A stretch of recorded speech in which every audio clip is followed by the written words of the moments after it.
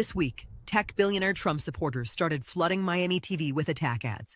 The target, Oliver Gilbert. Who's paying and what they're really buying is the part they'd rather you not see. Silicon Valley tech billionaires endorsed Donald Trump, put $12 million into his super PAC, and joined crypto giants Coinbase and Ripple in funding his inauguration. Trump signed their bill into law and personally pocketed over $1 billion from crypto last year alone. They bought Trump's Washington. Now they're shopping for Democrats. Their weapon is Fairshake, a $193 million crypto super PAC funded by Coinbase, Ripple, and the same tech billionaires. In Democratic primaries, it hides behind a friendlier name, Protect Progress. 97% of its money, straight from Fairshake. Here's their playbook. Pick a black Democratic primary and drown it in money. Houston, $6.5 million. Congressman Al Green's 20-year career, over. Chicago, nearly $10 million to stop Juliana Stratton. Illinois beat them anyway. Now they've picked District 24, nearly $900,000 in attack ads on TV and cable, booked through primary day. Here's their own paperwork, and the one word it never says, crypto. And they don't just pick who to attack, they pick the congressman they want to buy. Kendrick Meat Jr. is on your ballot. His father sits on the Global Advisory Council at Coinbase, the operation's top donor this cycle. They ousted Al Green. Illinois wasn't for sale. Neither is District 24. While Ron DeSantis chose fights over culture wars, I've stayed focused on what families in Miami-Dade County actually need. I'm Ashley Gant. And in the Florida House, I saw Ron DeSantis play politics with our kids' classrooms while the real problems go ignored. I proudly stood up to that agenda, fighting for our schools, our families, our freedom to live our lives. Now I'm ready to take that fight to the Florida Senate. Family first, community first. That's how I'll lead in the Senate. Hello, everybody. I'm endorsing Oliver Gilbert because he has always delivered for us, raising wages, delivering paid sick leave, and passing a law to lower water rates. I'm Oliver Gilbert, and I approve this message because from supporting the 5,000 Role Models program to standing up to Trump, I'm ready to carry on the legacy of Congresswoman Wilson. Trust me, we need Oliver Gilbert in Congress. For decades, Daphne Campbell has stood with the people of South Florida, listening and delivering results. A proud Democrat since 1994, registered nurse. She championed opportunities for underserved students to attend college, build brighter futures and stronger public schools. Senator Campbell will fight to fully fund our classrooms, pay teachers what they are worth, and stop politicians from playing politics with our kids' futures. When residents demanded action against unfair traffic fines, Daphne listened and successfully fought to remove red light traffic cameras in North Miami, Biscayne Park, Miami Shores, and El Portal. Daphne Campbell is also a victim of gun violence. She lost her son to gun violence and understands the pain too many Florida families live with. She believes we can protect the Second Amendment while keeping our children and communities safe. Her vision is clear: stronger public schools, better healthcare, affordable housing, safer neighborhoods, and more opportunities for every family. Experience, leadership, results. Vote Daphne Campbell. Your voice, your future. Our district, District 108. Punch number 102 on your ballot. Political ad paid and approved by Daphne D. Campbell, Democratic candidate for State Representative, District 108. Hi, I'm Katrina Wilson, and I am running for school board member, District 1. I've been a lifelong educator for more than 30 years, and I have served in Miami-Dade County Public Schools for almost 40 years. I think that I have a depth of knowledge about education and an experience. Education is the gateway to the future. I think it allows you to dream.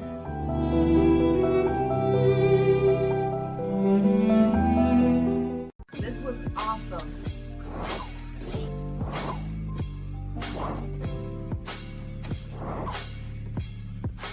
Thank you for tuning in.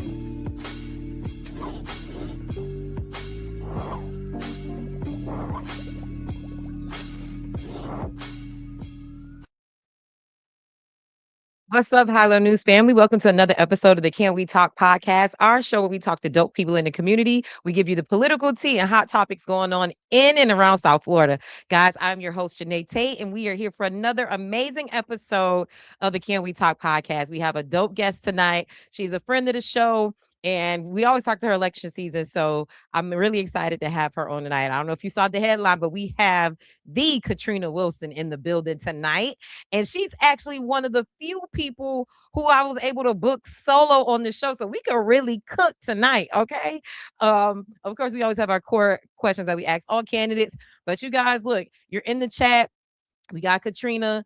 There's no other candidates on today. So you guys ask the questions. Let me see what y'all saying. Hey, Alma. What's up, Miss Foster Ross? Hey, mommy. I see you. Good evening, keepers. Hey, what's up, Tantis? Let's go. Let's go. Y'all already know too. We love to show the comments on the screen, especially too if you are a Katrina fan. So please feel free to show the love in the comments because I like to put those on the screen.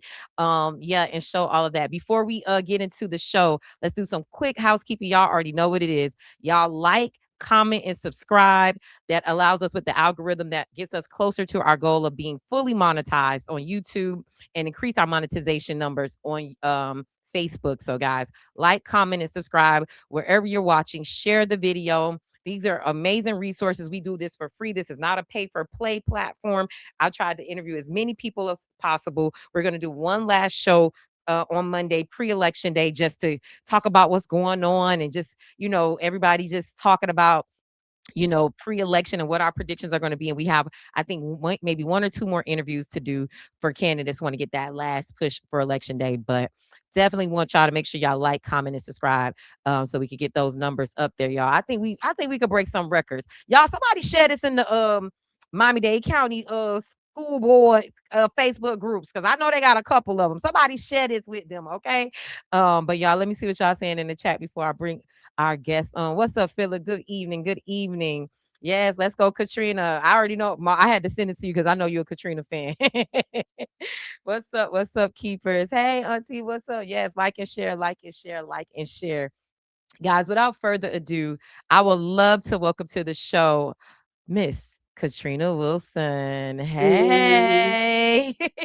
hey, this how you doing? How you doing? I look, you already know.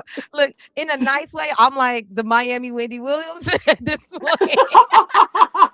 And I I take think that. I so. take that. I take that. I said I'm trying to be a mix between Wendy Williams and Charlamagne, but also to still give y'all some Mark Lamont Hill and some Roland Martin and some Don Lemon energy, little Joy-Ann Reed sprinkled in there. Okay, Hmm. you got some fans joining in tonight. Oh, I love it, love it, love it. Hey there in the chat. How you doing tonight, Katrina? I know you was just at the polls, right? I just ran into you up there. I was like, hey, we gotta make this work, right? How you feeling? Yes, I'm doing good. I'm tired though. When I say I am tired, I am tired. I'm tired. I'm all of that. It's been extremely hard for the last week and a half. Hmm. It's a lot of work because you got to get up before the crack of dawn to get set up for the day, and then it's when you get back home, you just got to come down from the day. So Hmm. it's been pretty tough, but it's been good. It's been good. No, and look, I my hats off to any candidate. Just even too, I feel like I've been closer to the election more than I have in past Hmm. years, and just seeing like y'all out there in that heat, y'all knocking on doors, y'all tootsie rolling and begging for your donations. Y'all are sometimes it get a little spicy at the voting thing. It's Yes. a lot of, I don't think people understand the build up to an Oh, election. It is exhausting. it is. It is. And like I always say, people think that, people who are elected, that it's a piece of cake. And it's not. It is a walk. It is a tough walk at times. You have a lot of merit that goes with it because whenever you're able to serve, God gives you special Mm, talents and special assignments that you get, and just, people can really, really appreciate the work that you do. But then there are times when it's a tremendous sacrifice, both personally and professionally, to be able to mm. get the job done, and to get it done at the level that your constituents and number one, and I would say you can feel comfortable with yourself. There's nothing like being disappointed in yourself in terms of the work that you need to do. And it's a lot. It's a lot to get done within a short amount of time. That Short part, amount of time. Mhm. especially your race, and we're gonna really get into that part about it too, because Okay. your race is a little unique. But before we even go there, for people here, I know you real popular. I know you real popular, and everybody know you. But for the people who are discovering you for the first time throughout District One, tell them a little bit about yourself and who you are when the cameras aren't rolling. Ooh, well, I'm almost like the same person when the cameras are not rolling and when they rolling, because I can't get all dolled up for just camera. I try Mhm. to be as close to who I am all of the time so that people are not surprised by anything that I might do or say. And when I can flow naturally with myself, I don't wear a mask. I mean, there are times when I have to put on one because I got some bags up under here that I gotta cover. But what you see is kind of like what you get. And I've been Trina all of my life. And the person that talks a lot, that laughs loud, that is very straightforward and pretty much so. I don't BS when I tell the truth. And I'm very, very passionate about education and about children and about my community, about my family. Those things mean a lot to me. It means a lot to me, just like Jesus Christ. And so it's a faith that I believe in, and almost everything that I do in my life is connected with those things: That's what's family, up. community, church, God, and love. Thank you for breaking that down. And just switching gears a little bit, Hmm. we all know you as one of the, most visible and popular, council people from Miami Gardens, and you left that office to run for this one. So share with people your personal, professional, or community experiences that have prepared you to serve the students, families, teachers, and staff of District One. Sure. I have been a part of Miami-Dade County Public Schools since I left high school. I graduated from Carroll City in 1980, I and was I gonna say, was tell that school, tell okay, that listen, school, listen. Don't let tell me that get started school. about the trees. Don't let me get started. Because I was a cheerleader and I was a captain Okay. of the squad when I was at Miami Carroll City. And during my time, we had gone to state, we had won state championships, our band was top notch. I mean, we thought that we were little fam you. You hear what I say? Mm. We thought you could not tell us nothing. And all of the I think the confidence and the experiences that we had from 19, I think 77 all the way to 1983 when we were going to state, that is still a part of many of us. Mhm. That gave us so much confidence in ourselves. It gave us such a strong connection as a community. And being a part of schools, that have that kind of spirit is incredible. Miami Mhm. Northwestern is one. Jackson is one. When you talk about Booker T. Washington and their alumni, people are excited about their experience when they've attended those schools, and they've had lifelong relationships, and it changed them, and it changed the trajectory of their lives. And Carol City did that for me. It did Mm. that for me. And so I am a product of this Carroll City, Miami Gardens community. My all of my education was here. Basically, I grew up a little bit in Liberty City. I went to Flora Heights in elementary school, but the rest of it, from Myrtle Grove to Parkway to Carroll City to Florida Memorial, all of my Wow. education was right here in this place that we call home.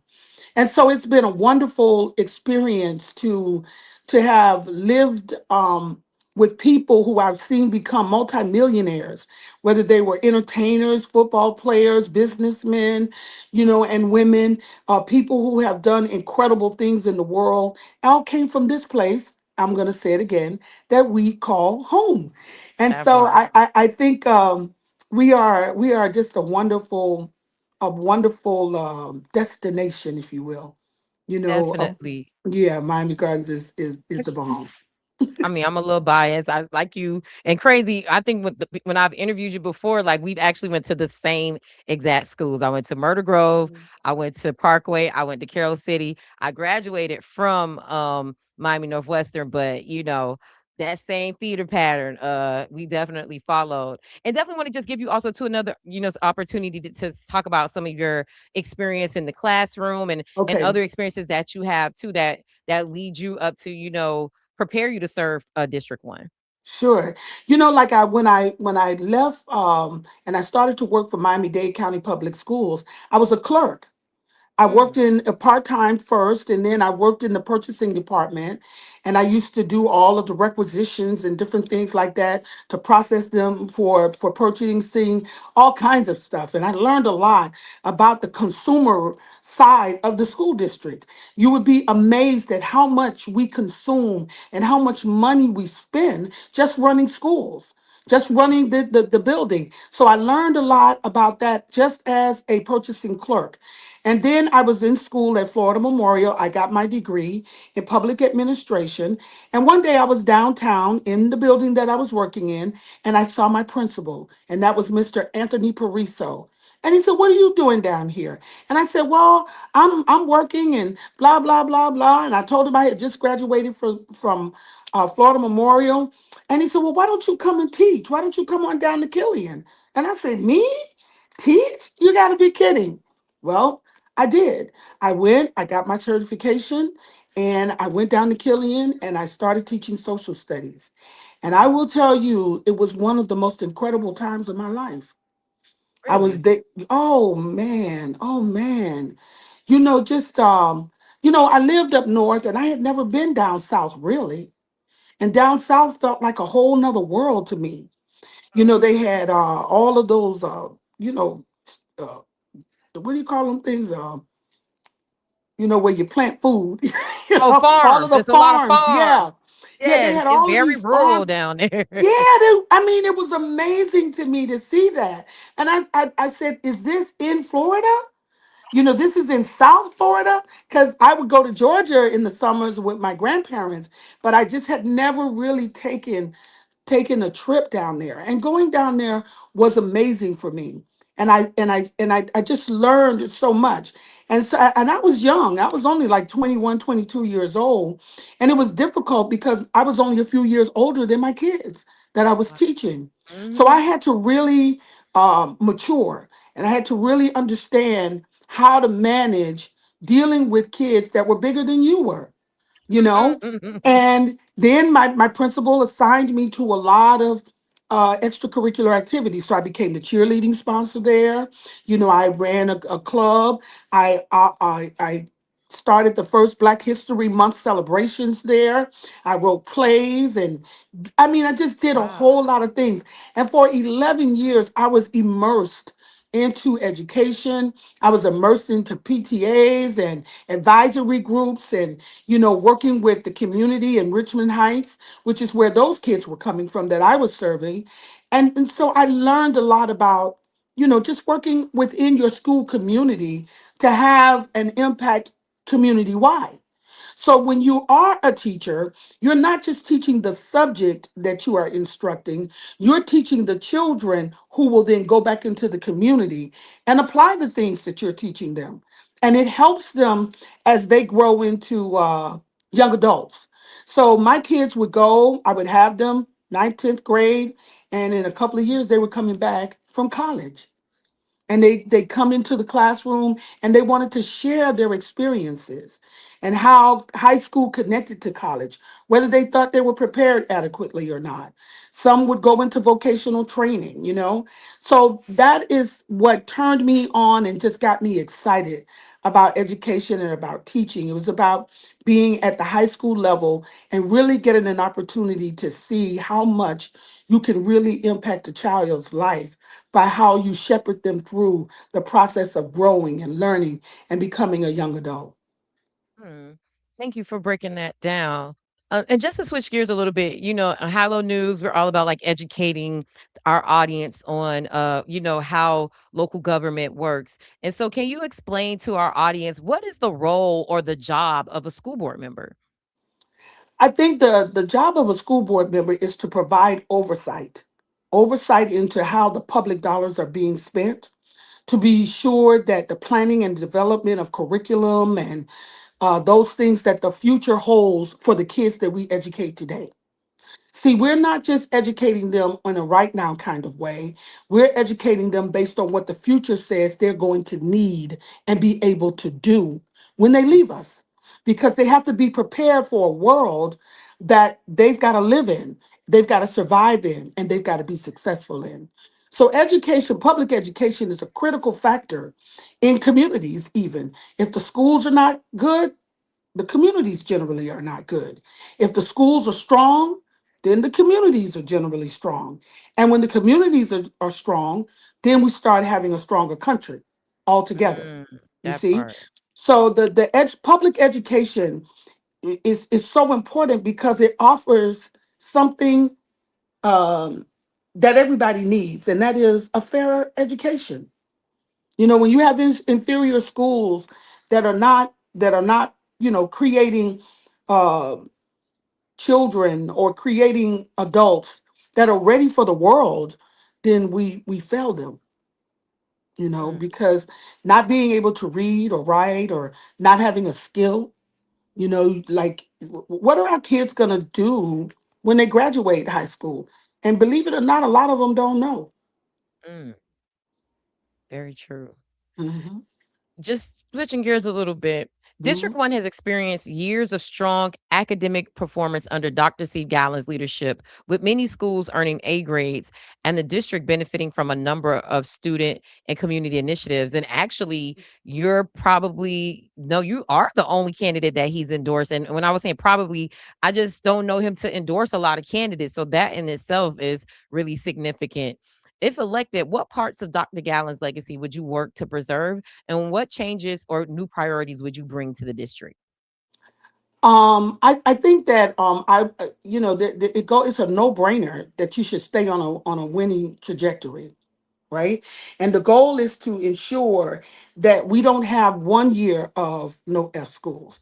The goal is to ensure that we have multiple years of A schools and that we improve the quality of service that we are offering to our constituents, and that is the children and the parents. And like, I don't know about you, but I love to go to Dunkin' Donuts in the morning, right? And I can go to like several different Dunkin' Donuts and have a different experience. Mhm. And sometimes you say, how can you sell the same thing?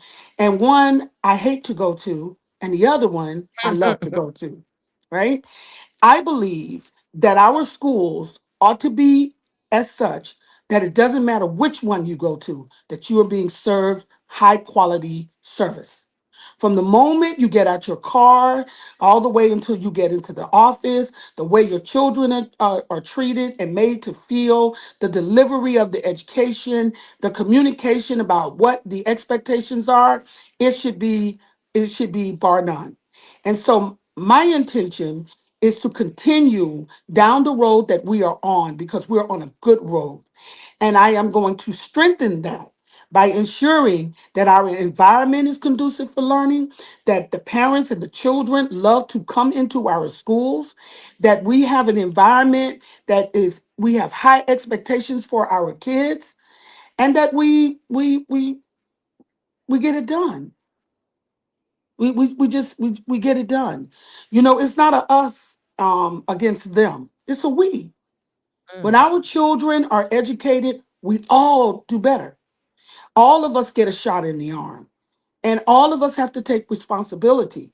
Parents have a role, the child has a role, the teacher has a role, the administrators have a role, and the board has a role. And we have a role to make sure that everybody is doing what they need to do so that our kids are not left behind. mm. And Katrina, since you're, the one of the few people who've ever gotten a Dr. Gallen endorsement, can you talk to the significance of having the outgoing school board member to endorse you in this race? Can you speak to that and what that means to you? Well, I've known Dr. Gallen a long time, and he's always been about excellence. I mean, when we came in and were principals together, I started a charter school, the first charter school in the state of Florida. And when I started, I had nothing. I barely had a building. And I've told people that I looked around and I couldn't find teachers. And I got on the phone and I called Dr. Gallen. I said, I don't have anybody. In order for me to open, I've got to have teachers. And he sent me teachers. I've never forgotten that because that was a lifesaver for me. And so I think that Dr. Gallen, in many, many ways, has been a lifesaver for people, you know, at Holmes Elementary, at Northwestern, even now, he's saving the lives. He's shifting the trajectory of where and how and what it is that can and cannot be done. And he doesn't talk it, he demonstrates it. You know, it's just like when we get ready to tell our children to do the sounds, right? We could say that A makes the sound, but unless they say it themselves, then what? So part of what I learned from him, you know, that in my first year of being a principal, is that you've got to surround yourself with people that have experiences that can help you to move through the same or similar experiences. And don't necessarily be afraid to say you need help. It's the same thing with the children. We tell them if you need something, raise your hand. But when it's us, we have some degree of shame and reluctance to say, I need some help in this area. Can you help me? You know?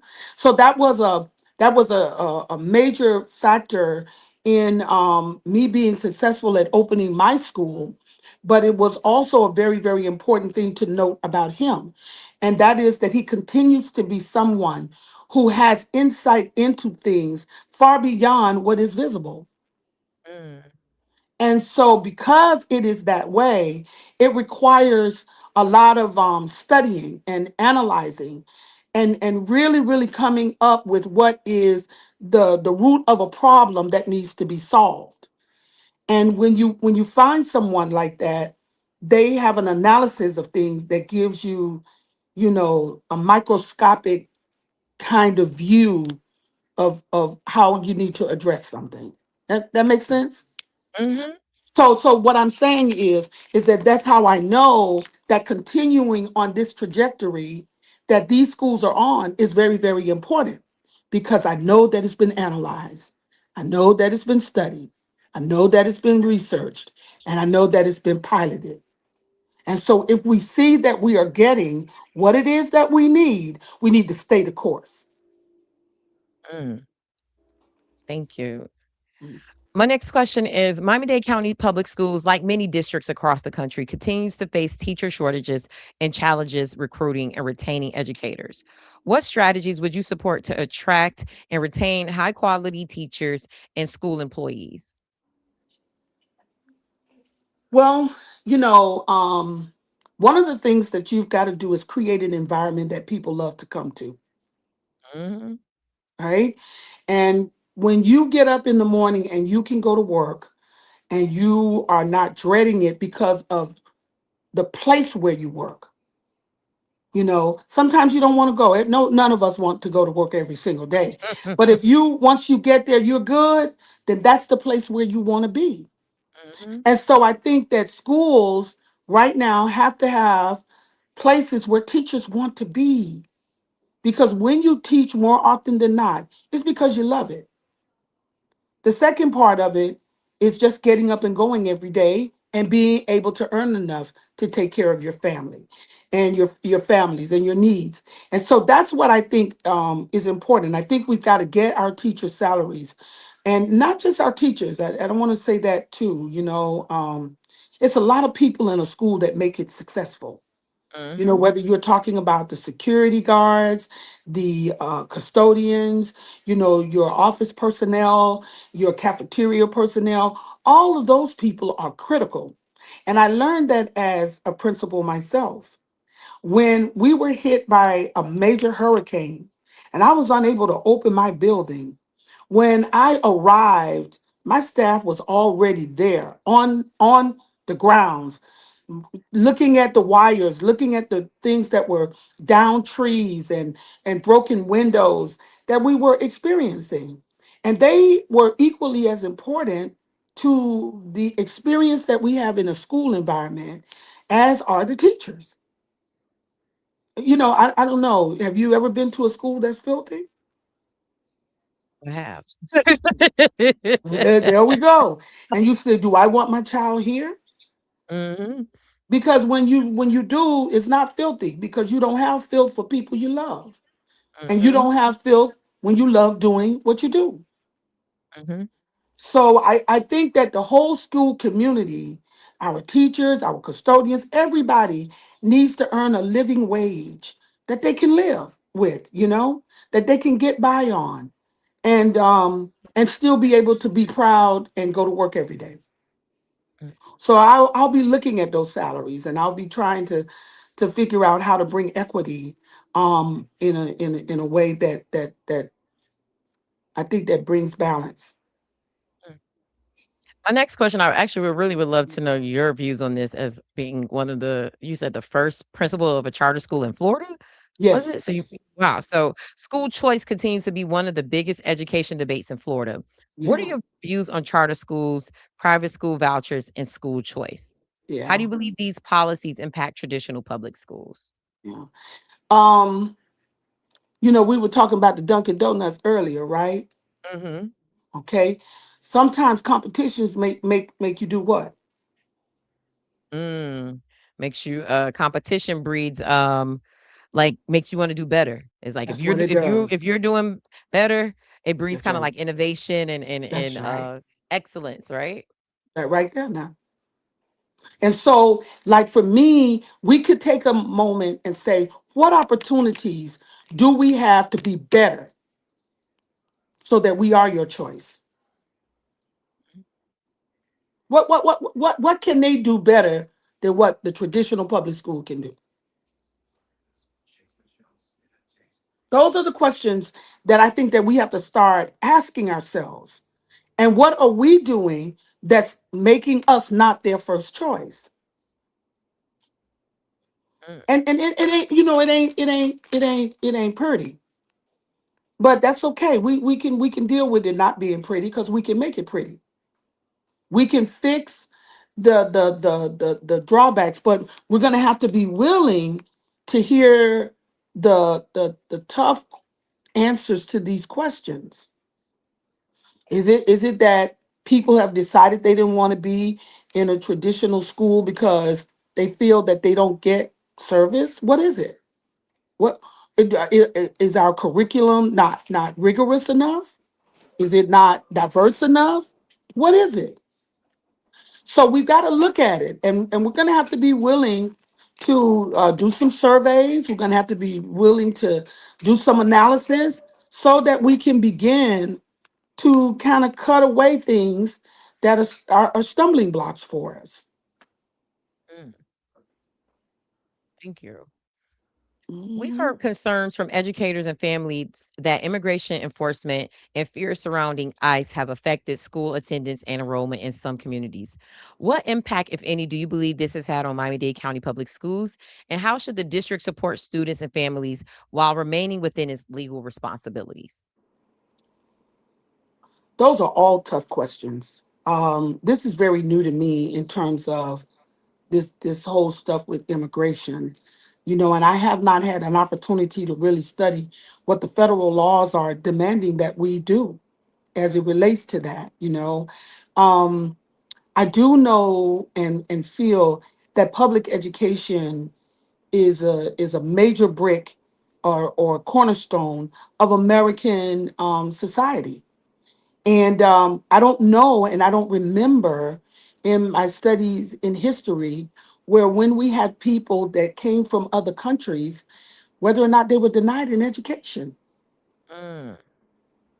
And so now that we are in a place where those families are afraid to send their kids to school because they are afraid that ICE will take them away, that's a problem, Houston. Hmm. Because it appears to me then that we are no longer the place of the country of the home and the free and the brave. We're no longer a refuge as we have touted for over 2 centuries that people Yeah. can come and find freedom. Mm. So you're saying once you get more research, you're gonna see what you can do as a school board member to, I guess, address this concern that parents have about, sending their kids to school and what legal parameters the school district has. Yeah. See, like the school that I ran was an elementary school. Okay. And generally when the kids came in at pre-K and kindergarten, they didn't want their parent to leave them on the first day of school. Mhm. And so in order for that child to make the adjustment, you've got to love them. You got to make them feel safe.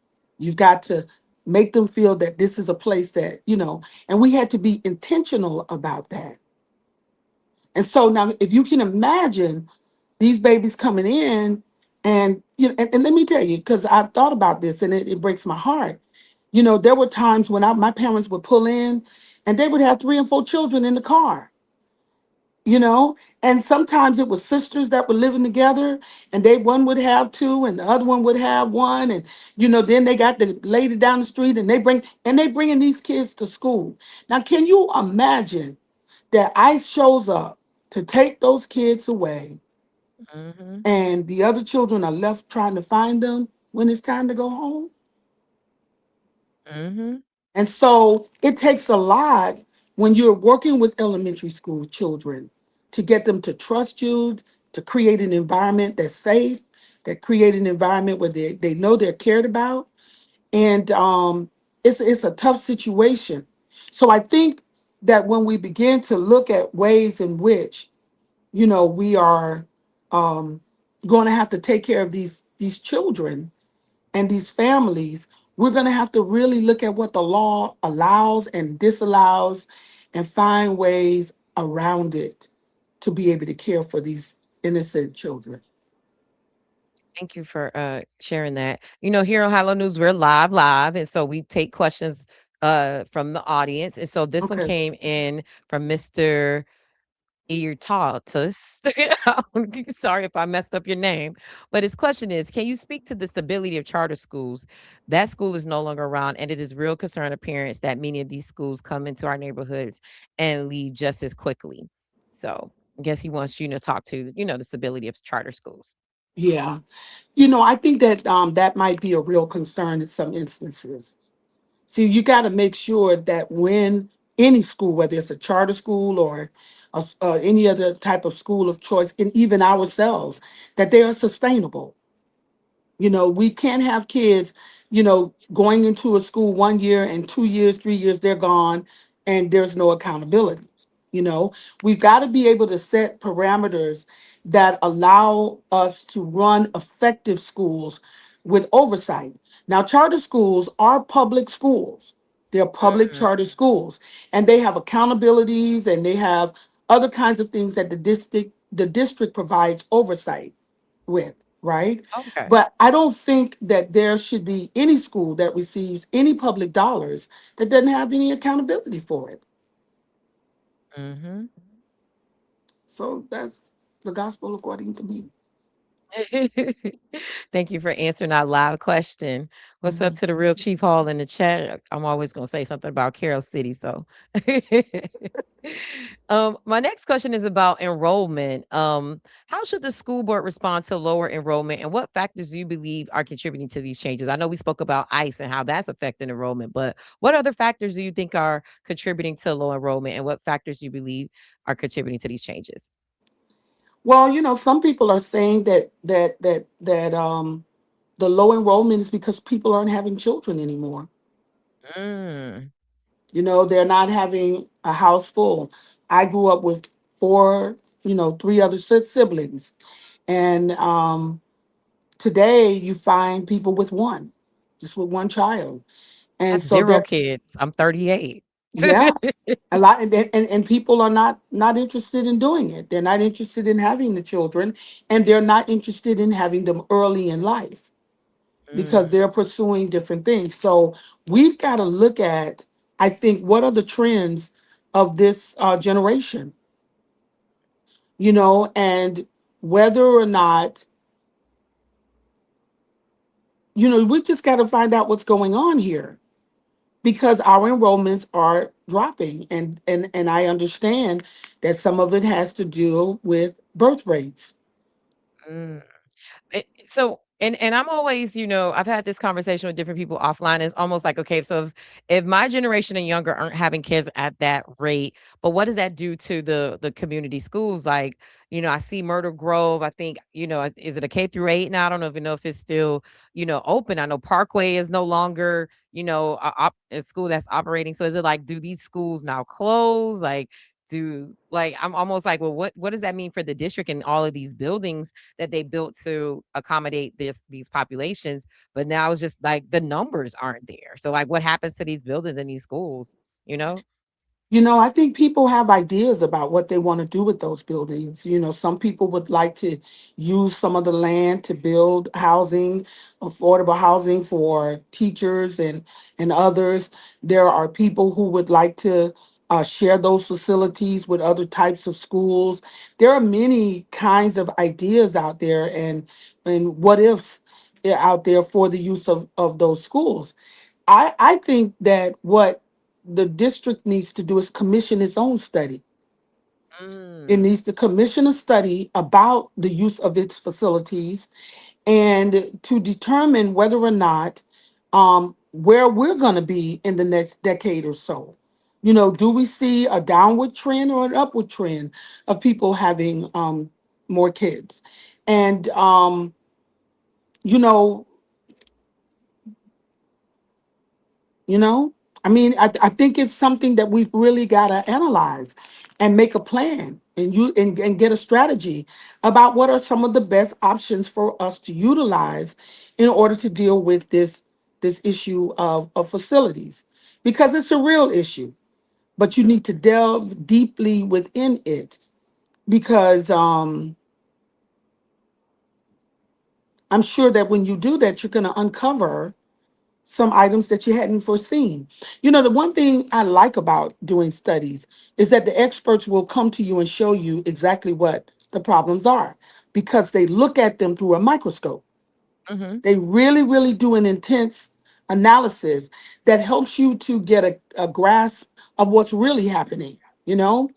And it's just like being in a house and all of a sudden you see that the wall looks like it's breaking.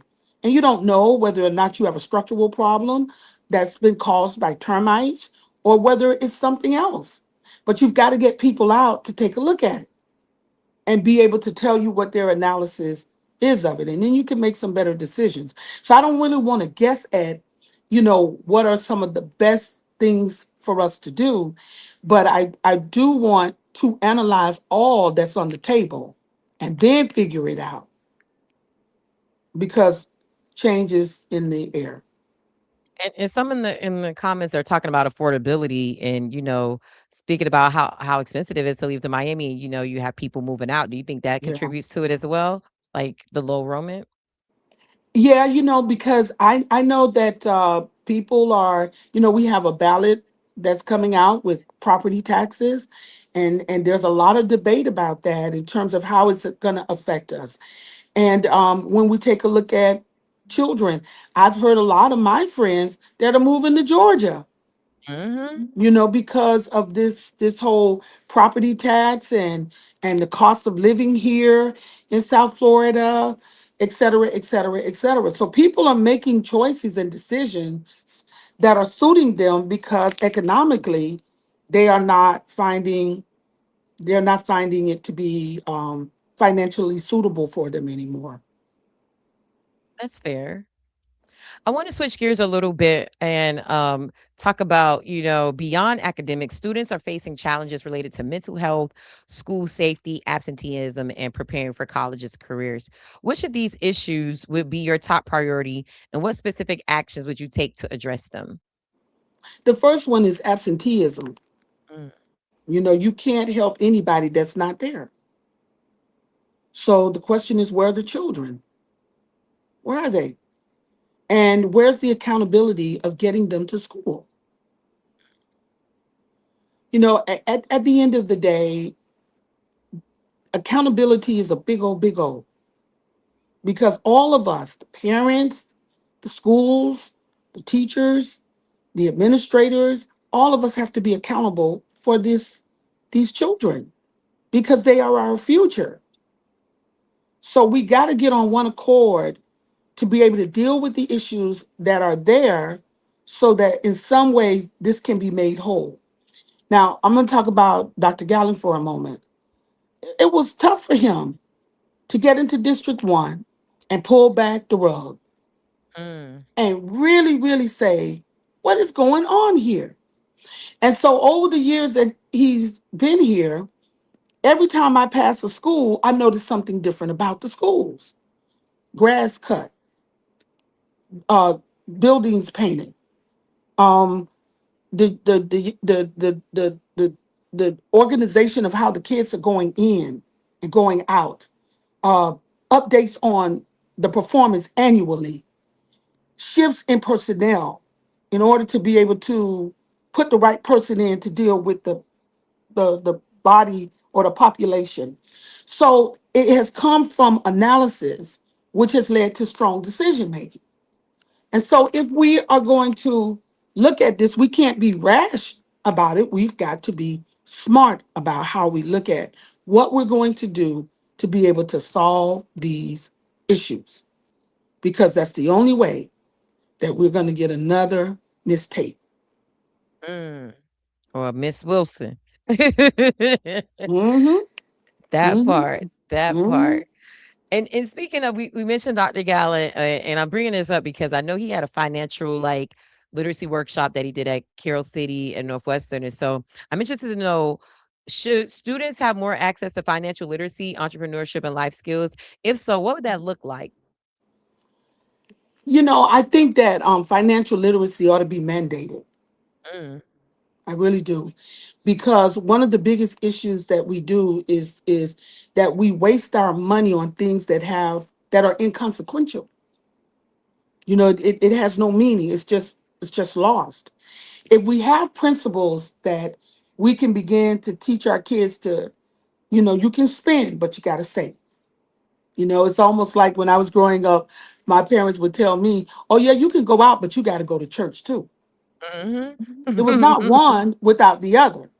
And so it's about bringing balance. And it's also like when you look at getting married, a lot of people break up because they can't agree on how money's going to be spent. But if you start out at a young age understanding that I have a piggy bank and I got to save some of my money and I got to spend some of my money, then you're eliminating problems later in your life. Mhm. And that's what public education gives us the opportunity to do, is to tailor make and to make adjustments for the future so that our kids are coming up equipped. I was able to go to the school board and work because Carroll City had a vocational department. And Mm, so I learned how to type, do shorthand, work on the computers so that by the time I got out of school, I had a skill set. I was employable. But I don't know that we're training our kids to be ready for the workplace when they graduate. mm. Thank you for breaking that down. Before I let you go, and this, you being a Miami Carroll City alum, this would actually be your one of your district schools if you're elected. I don't know if you saw, but the Bridget Washington McKinney went viral today for the first day of school. And Mhm. I personally loved how she was on it. She had the excitement and the energy, but she also was telling the kids if they did not have the uniform, they either need to get it together or they're gonna sit in CSI or be sent home or something like that. And so she got of course, Carroll City community, we rally behind her, like not too much on Bridget. And of course, but there are some parents and people watching that thought that she was being too harsh on the kids and that she should let them wear something that is explicitly not allowed clothing in Miami-Dade County schools. And so if elected, if that was one of your principles that you saw, going viral and for the same for what Bridget is doing, like what would be your thoughts on that? Like I'm curious to know what you thought about the backlash and even the feedback that Bridget got, especially she would be one of the principals if are elected to District 1. Well, I would ask the question, what's wrong with the kids being in uniform? Mm, I need you to think about that. McDonald's has a uniform. The Dolphins have a uniform. mhm, So what is wrong with coming to school in your uniform? mhm. The other thing of it is that I like to see our kids in uniforms because you know what it reminds you of? That they are kids. And Oh. I've seen some of the attire that some girls and boys wear that is not age appropriate. And so we need to be sure that when our kids go to school that they're dressed as children and that they're not too preoccupied with the wrong things because it will affect the instruction. Number two, when everybody comes to school in the same uniform, we don't get distracted on what somebody is wearing anymore. We can become more centered toward instruction and learning the kinds of tools, learning the kinds of things so that you have the tools when you leave school Mhm. to do what you need to do. And so it's a discipline.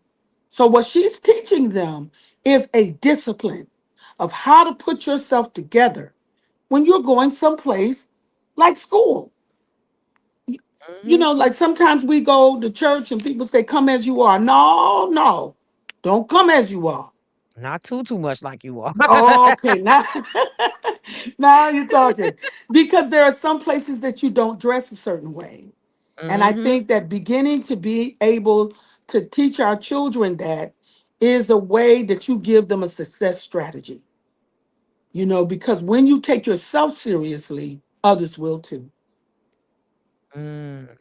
And that's a good point. Andrea said the principal notified students and parents about the policy beforehand. I support her. Yeah. So it wasn't like she just sprung that on them. It's a policy. Absolutely. Hmm. Like since Dr. McKinney has been there, what you have to do is look at how Miami Carroll City has transformed. Hmm. And I see the kids and I talk to them, and it's not the same environment there. And I'm gonna tell you this here, right? I'm gonna tell you this here. Like, have you seen some of the kids that, like, when I was at Killian, there were a lot of kids that used to go to Columbus and they would go to a lot of private schools that were down there. Hmm. And they had uniforms to wear and didn't nobody complain. And the people were paying to be in those schools. And they paid to wear the uniforms.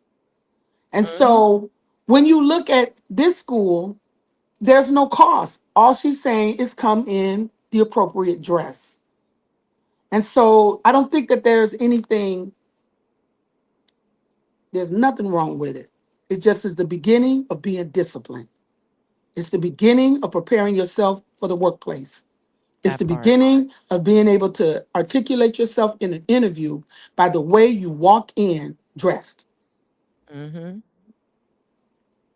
I totally agree, and that's actually a point that I made on social. I was like, this is a lot of places you have to have a dress code or a uniform, and to me, high school, especially too for our kids, especially kids, black and brown kids, it's a low stakes place to be able to build that habit. Maybe you stumble, maybe it's a little, if you stumble a little bit, you get another chance.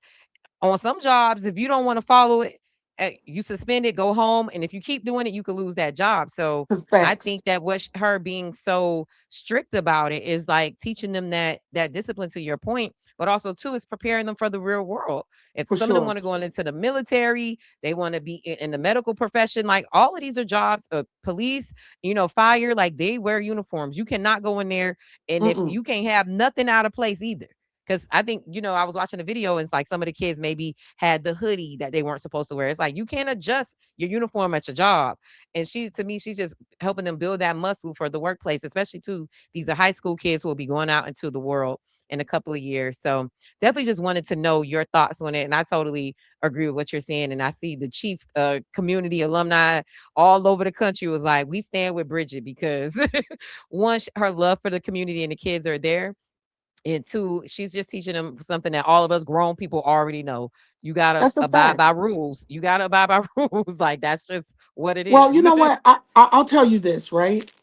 Because I'm always looking, I'm always watching, I'm always checking it out. When Miami Carroll City, or when the Great Miami Northwestern, or when New Orleans steps out, they be tight work. Hmm. People turn around and watch. They turn around and look because of the way in which they are carrying themselves, the way that they take themselves seriously. Hmm. And so when we begin to groom our kids, when we begin to give them the keys to having a healthy self-esteem, first of all, with your appearance, and I'm not talking about expensive clothes and, Hmm. overly tight clothes or anything like that. I'm just talking about one simple thing: neat and clean. Hmm. It don't take you nothing but time to be neat and clean, to iron your uniform, to comb your hair, to brush your teeth, to groom yourself. If you want to be taken seriously in the workplace, if you want people to honor and respect you, it begins with you honoring and respecting yourself by the way you put yourself together when you go out. And again, it doesn't require a great deal of expense. It just requires your attention. That part. Man, Katrina Wilson, this has been amazing, amazing. Before I let you go, tell the Yes. voters of District 1 why they should vote for you. You should vote for me because I have the qualifications and the level of experience to provide the oversight necessary for the schools in District 1 to continue on the upward trajectory that they're currently on. I have worked from kindergarten all the way to 12th grade in schools. I was a principal for more than a decade. I taught for more than a decade as a social studies teacher at Miami Killian. I'm a 30-year, 40-year educator that has been in the school district, at the downtown area, worked down there for quite some time. I worked with the 5,000 Role Models of Excellence project when it was initially started. So I've had a lot of experience in Miami-Dade County Public Schools and doing things that had never been done before, being on the front line of initiatives and being on the front line of change all the way across. I've learned a lot and I want to share that, and I want to continue to see that District 1 moves in the way that it is moving. Anything short of that, it just wouldn't work for me. But I know that I know, I just know what it needs to be done. And I plan to do it. I'm a hard worker, and very few things that I've ever tried have I not been successful at. So I have a pretty good record, and I'd like for them to trust me on that one. Yes.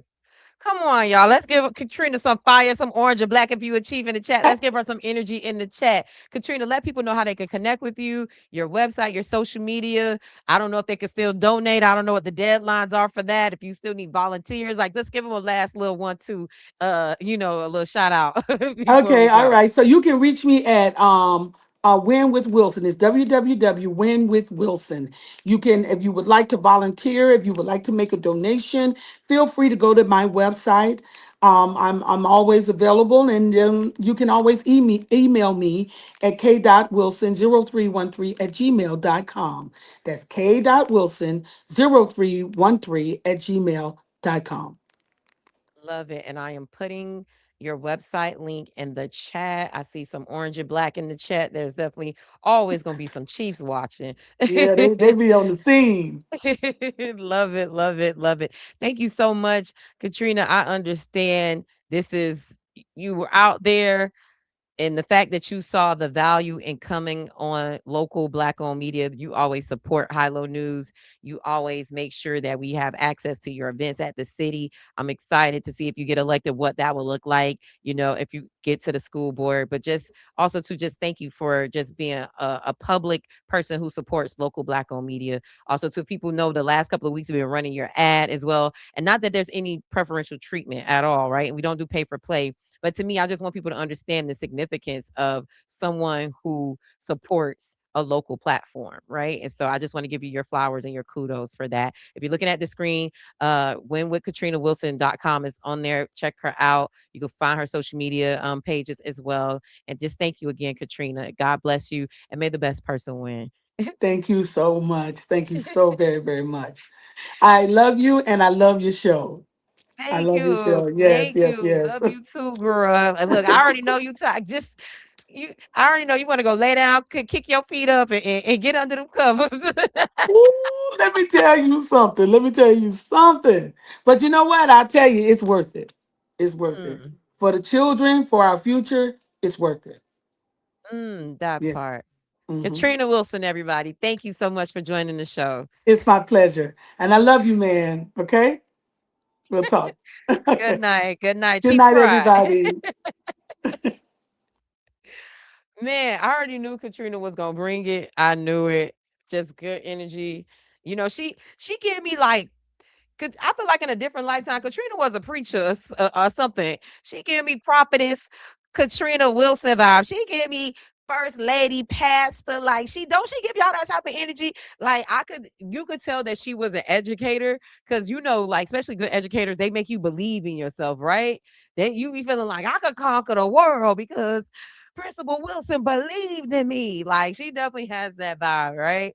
Look, guys, we don't tell you guys who to vote for. We present the candidate stories to you. Please, please, please, if especially too, if you vote in District 1, um, and you are interested in this school board race, please share this interview and all the other interviews that we did with School Board 1 races, so that you guys can see who are on the ballot, what they stand for, what they believe, and so you can make the best decision for you and your family. Yes, Auntie Trina. Yes, I actually just we are related loosely. Katrina, so we share a relative. So my niece's mother's she Katrina is the aunt to my niece's mom.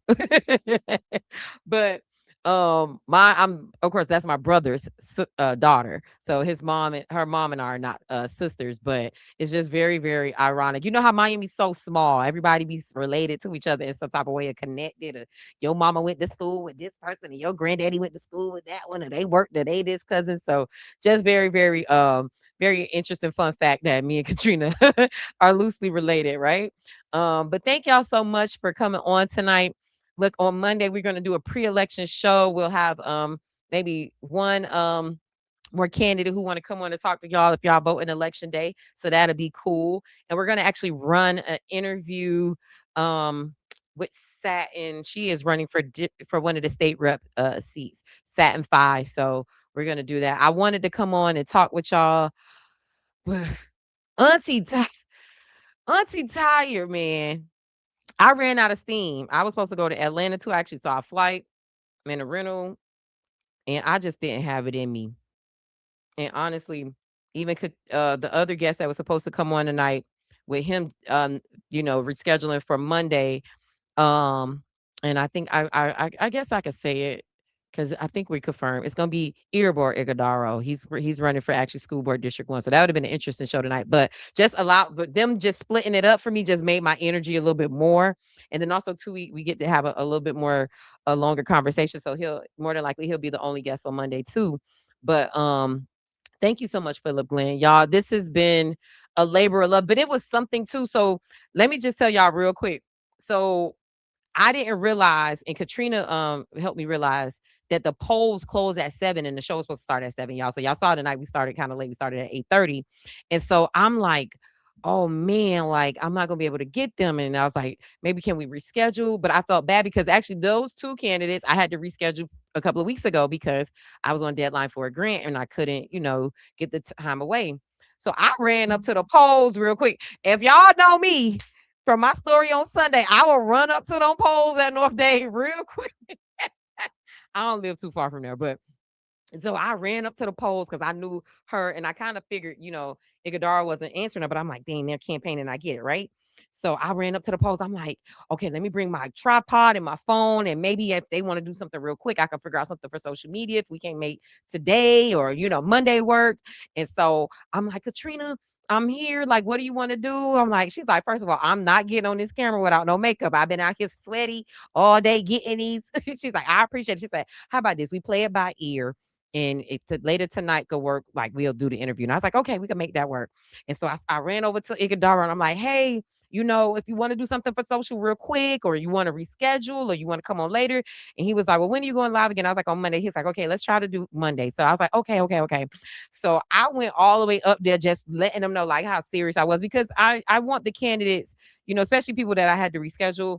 I'm like, I want to, make good on it and just be able to give everybody, get everybody's story out there. And it's also too been a little bit of, if anybody knows me, when I put my mind to something, I'm almost like obsessed with it, right? And so it's even bothering me that I wasn't able to interview all the candidates that I wanted to. I think right now we probably got like probably at least 25, 30 profiles on our website, right? Also too, we dropped the judicial candidates on our website. So, and we're dropping those on social media. So if you want to know about some of the judges and the races, check out our website. They are there. And so for me, I became a little bit obsessed. It was like, I have this record that I want to break and I'm going to break it. And even if I got to break myself, I'm going to break it. No, literally today, right before even I went out there to see Katrina them, I was like feeling sick. So what I went to go do, I went to tropical smoothie. I was like, here's what I'm learning too. And I'm gonna just talk a little bit to y'all since we ain't got no more guests. But I just and this is me.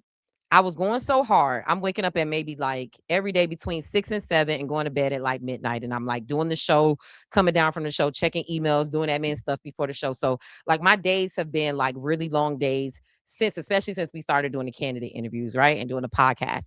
And so just really long days that I haven't been walking.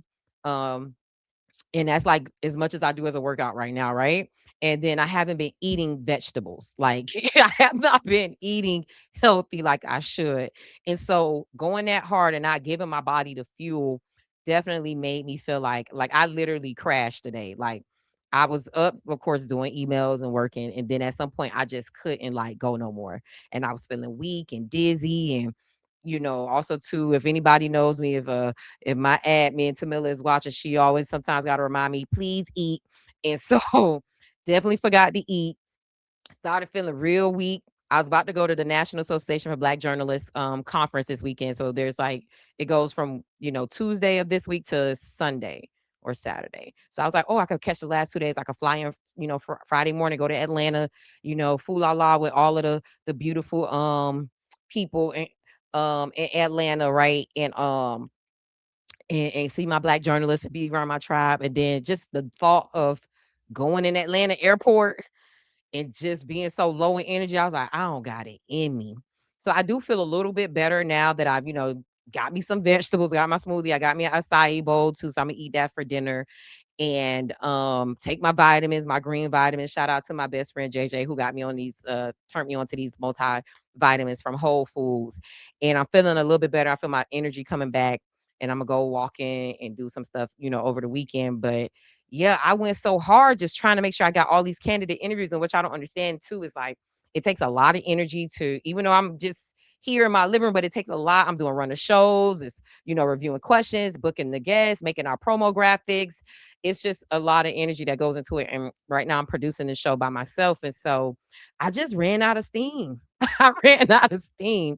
And then also too, I think I was telling somebody, what's my girl, Zakia Foster, we were talking about, I was like, she wanted to get on the call and I was like, girl, I don't even got it in me. I just don't feel good.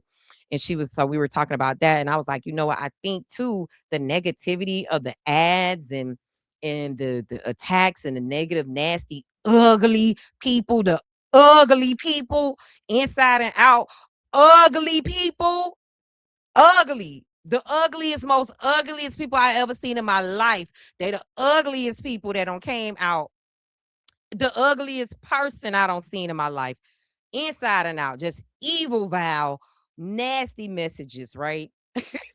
I hope y'all caught that tea. But and so all of that energy, I think it just weighed on me. Also, to the incident that I had with that person on Sunday, just that's just not me. Y'all see me, I'm hippy dippy. I'm fun. I don't like to be there. I can go there because I'm still 305 till I die. Carroll City, please don't play with me. I'm Belvita Tate's daughter. Carrie Tate's granddaughter. Lori, Jackie, and Tawanda niece. Do not play with me, right? But I just was like, I think that negativity too started weighing on me because I'm like, especially this year, I've been like my frequency has been and my spirit been real sensitive to bring like if I'm around something icky spiritually, it I'm an empath too, so it gets into me, right? And it affects me more than probably the average person because I'm like I really tap into that spiritual right part, and so I think dealing with that BS on Sunday and then all the ads and seeing the stuff too. I'm like, here's the thing too, especially the front runners in the congressional district 24 race. These are people that I, have known for years. Um, Oliver I've known for 18 years. Chevron I've known since I started my career. Like I got my first tri-county stories in a Miami Herald, Palm Beach Post, and Sun Sentinel profiling Chevron, right? And so like we go way back. And it's like it's been really icky to see some of the stuff that has been coming out against both of them. And I'm just like, I don't like this at all, right? And so I think that coupled with me going too hard and not eating properly and working out and making sure I fuel my body. So going into the general election, I will not be doing this many shows. We'll have a little bit longer runway. It'll be a little bit less racist. So we can interview people, but we just gonna do the Hallow News Live news show.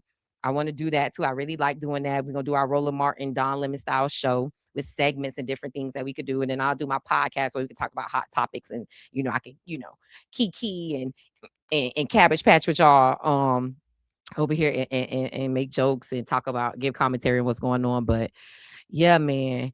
First of all, you better know it. Yes, that part. Child. Y'all probably like, not Janae had to go to the library.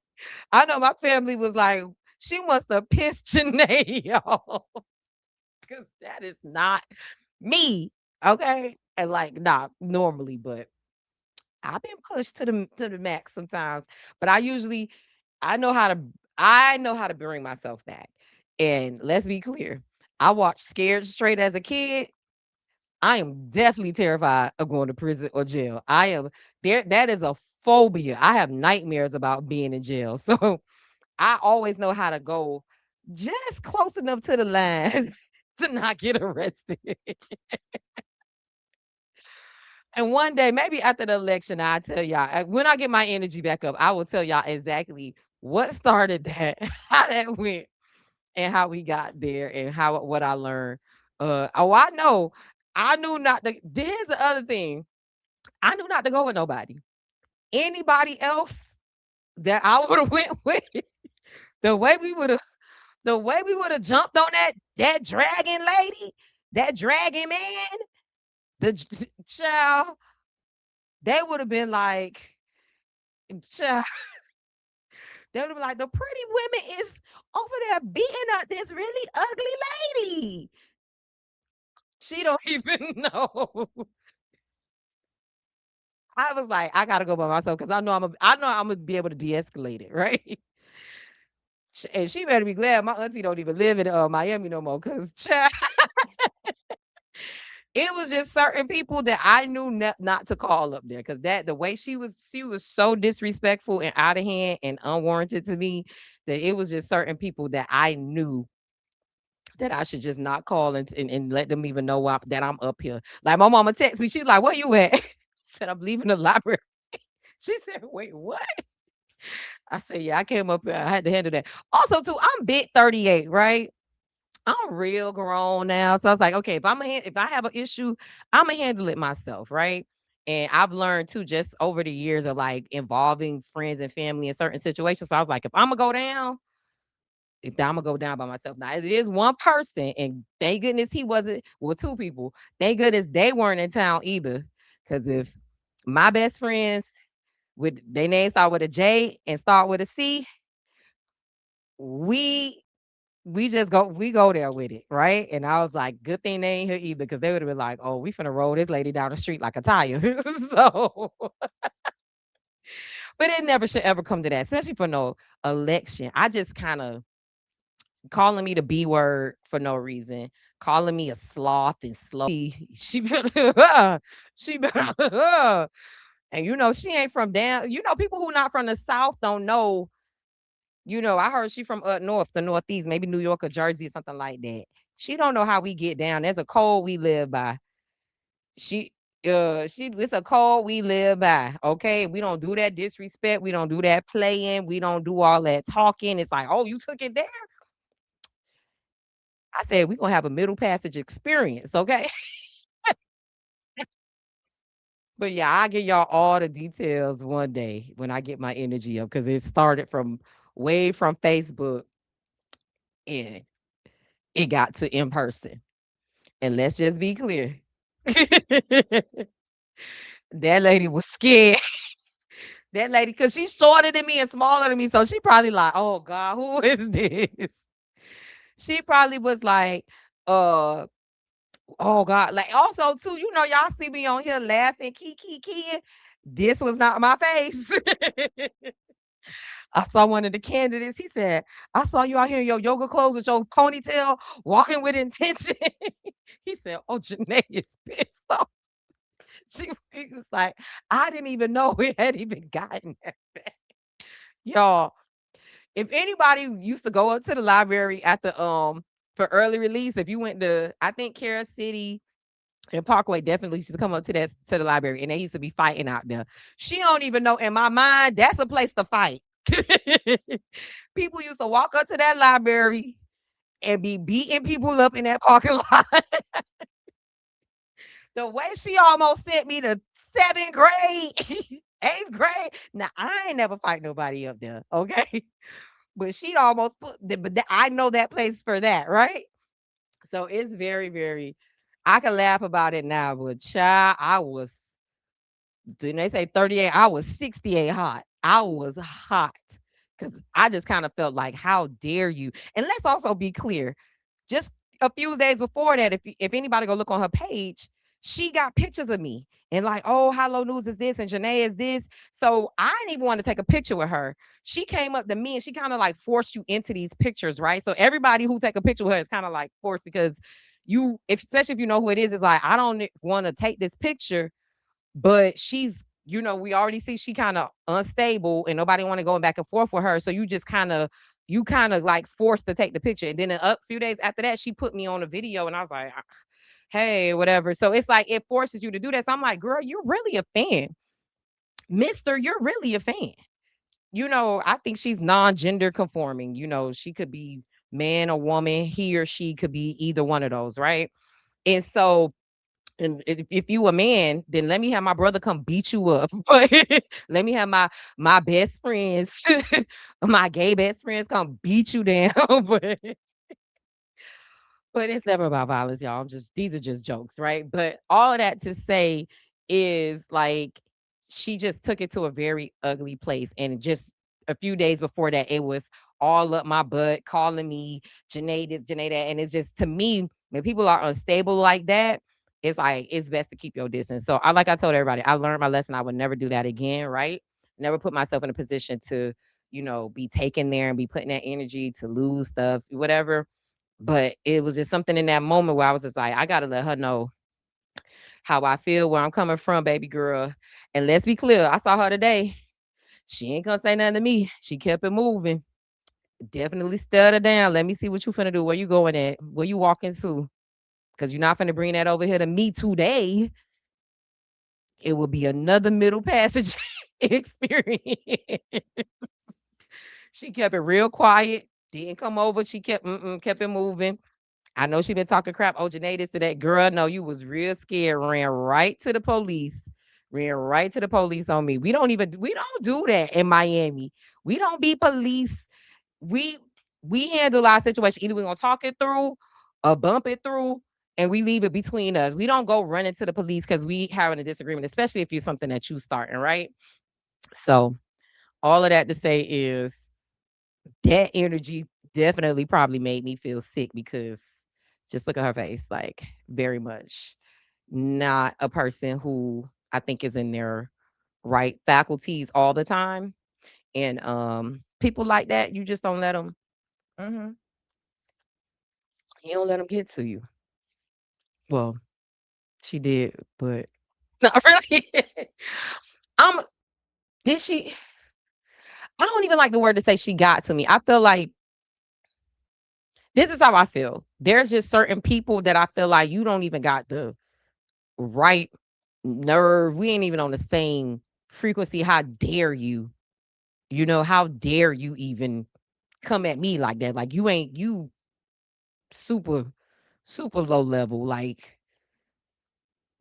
you shouldn't even fix your mouth to come at me like that. Especially when I was being nice to you and kind to you and, all this other stuff too. So that as well, coupled with like somebody taking my kindness for weakness. No, ma'am. No, ma'am, Pam. So I guess I did tell y'all a little. I guess I ended up telling y'all what happened. Run tell that. Well, this has been another amazing episode of the Can We Talk podcast. Thank you to our guests, or one and only guests, for coming on. And I appreciate y'all love and support this election season as we wind down to primary election day. Make sure you go out and vote. Early vote ends on Sunday. Election day is next Tuesday, August 18th. Guys, this has been a labor of love. It's been fun. It's been exhausting. It's taught me and tested me in ways that I didn't realize. But I'm grateful for taking the chance to say, hey, you know what? We're gonna be a platform that's gonna share these stories of candidates, right? We're gonna be a place, right? For it. And I appreciate y'all for rocking with me. I see the shares, I see the likes, I see the views, I see the growth. And I appreciate y'all. I could not do this without the support and love of the High Low News fam. I love y'all for real, for real. I love all of y'all. Yeah, I don't think y'all know how much, like, if I could give it to y'all in a, tangible thing, it'll probably be gold and rubies. Like, that's just how much I love and value y'all, because without the High Low News family, I could not do this work. I could not get the grants that we get. I could not get the advertising. I could not do this for a living.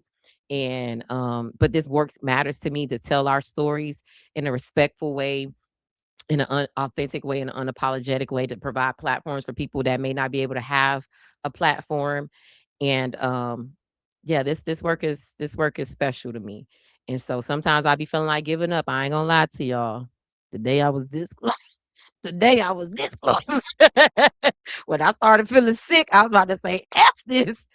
F this, I'm not coming back. I'm sick. I'm tired. These people don't even care. But nah, I come on here and y'all give me energy, y'all give me love, and I love y'all for that.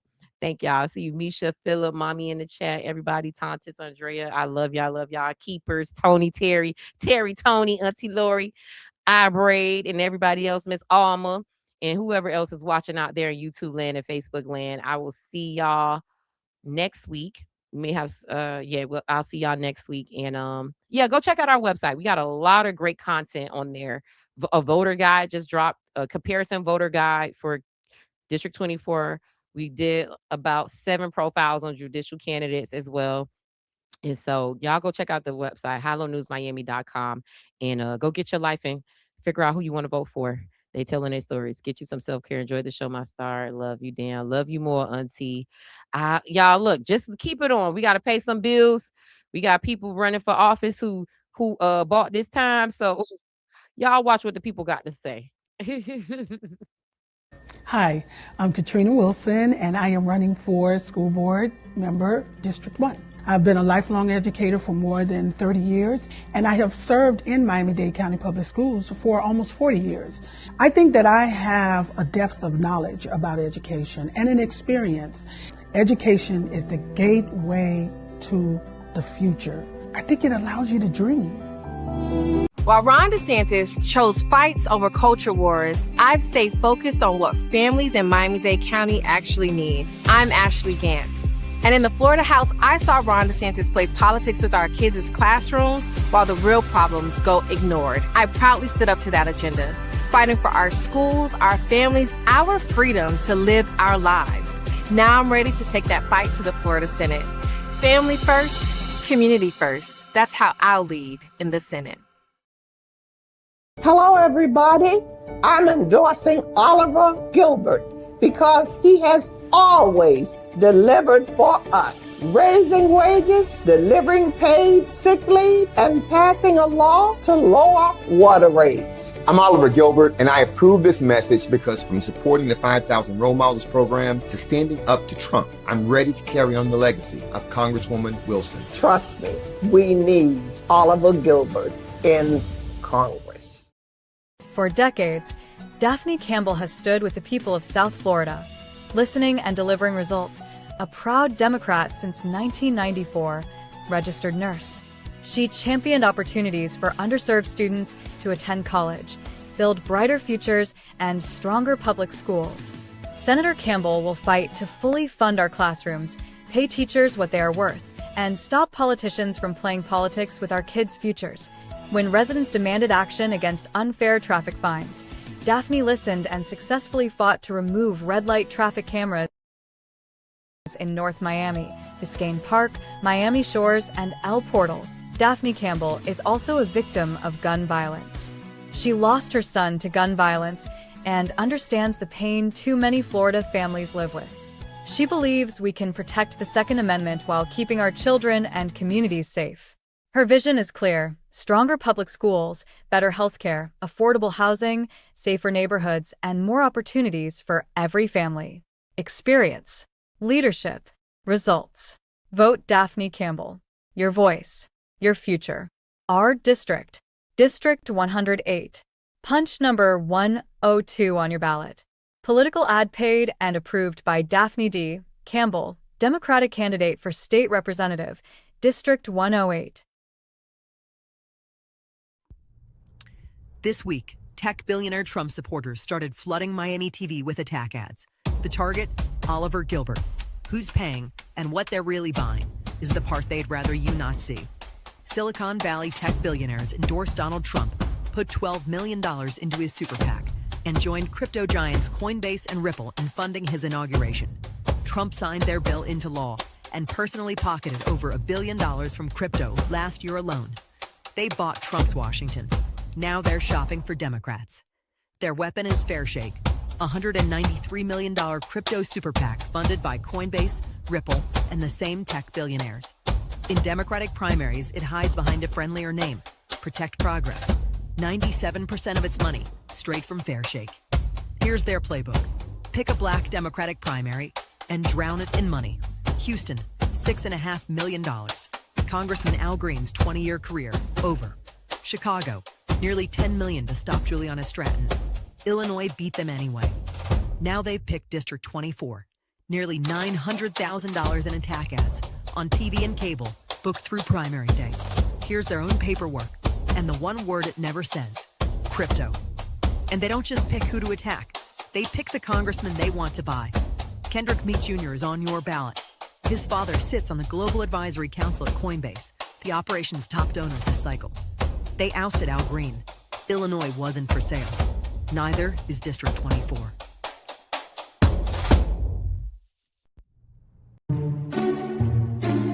Plastic bags don't go in the recycling. It's Recycle Right, the game where we find out what's recyclable and what's garbage. Ready to play? Go. So many items we toss daily like cardboard, cans, cartons, glass, and plastic bottles can actually be recycled in our curbside collection program for a cleaner community. The rest is garbage, like your Uncle Zane. When you recycle right, we all win. Take your victory lap.